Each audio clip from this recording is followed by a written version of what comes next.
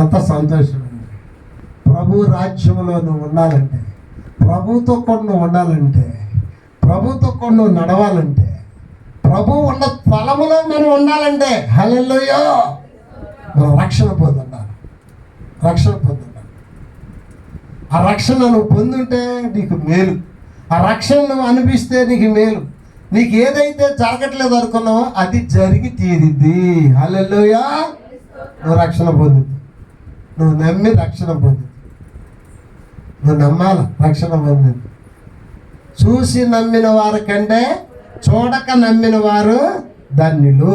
యెహెజ్కేలు గ్రంథంలో యెహెజ్కేలు అనే మంచి ప్రవక్త, పెద్ద ప్రవక్త ఒక మాట చెప్పారు. 18వ అధ్యాయము యెహెజ్కేలు గ్రంథము 18వ అధ్యాయము 30వ వచనాన్ని మనం చదువుదాం. 30వ వచనం.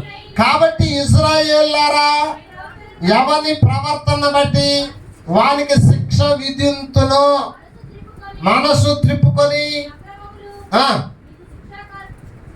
మీ అక్రమములు మీ శిక్షా కారణములు కాకున్నట్లు వాటన్నిటిని విడిచిపెట్టుడి.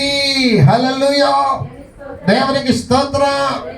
దేవుని యొక్క వాక్యములో ఉన్న ఈ సత్యాన్ని మనం గమనించాం. ఇశ్రాయేలు వారులారా, యెహెజ్కేలు అంత మంచి మాట చెబుతా. ఇశ్రాయేలు వారులారా అంత గట్టి చెబుతున్నాడు పేరు పెట్టి.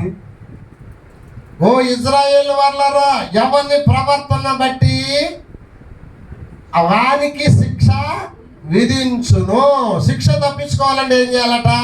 మనసు త్రిప్పుకొని మీ అక్రమ క్రియలు మీకు శిక్షా కారణములు కాకుండానట్లు వాటన్నిటిని విడిచిపెట్టాలి. అది మన రక్షణ. మారు మనసు అంటే ఏంటంటే మన పాపాలను యేసయ్య దగ్గర ఒప్పుకొని విడిచిపెట్టాలి. అంతే. చాలా సింపుల్, చాలా సులువైనది, చాలా తేలిక. మన తప్పులను ఒప్పుకోవడమే దేవుని దగ్గర. మన తప్పుల్ని ఎవరు తప్పులు వాళ్ళు ఒప్పుకుంటే వాళ్ళు ఇంకా దేవునికి ఇష్టమైన వారుగా ఉంటారు. మనమే ఒప్పుకుంటే మనకు కొంతమంది గుర్తు చేస్తాం నిజమే అవును అని ఒప్పుకుంటుంటారు. కొంతమంది తనకు తానుగా తప్పులు ఒప్పుకుంటుంటారు. దేవుని యొక్క వాక్యంలో ఉన్న ఈ సత్యాన్ని కనుక మనం అర్థం చేసుకుంటే ఒక వచనం మనకు అర్థమవుతున్న విషయం ఏంటంటే, ఒక వచనం మీకు చూపిస్తాను చూడండి. 32వ వచనాన్ని చదువుతాం. అక్కడే 32వ వచనం. మరణము నొందువాడు మరణము నొందును బట్టి నేను సంతోషించువాడను కాను, కావున మీరు మనసు త్రిప్పుకోండి. మీరు మనసు త్రిప్పుకోండి. ఎంత మంచి మాట చెబుతుందో చూసారా దేవుని వాక్యం. మరణము నొందువాడు మరణము నొందునట్టు మరి దేవుని వాక్యం మరణము నొందుటను బట్టి నేను సంతోషించువాడను.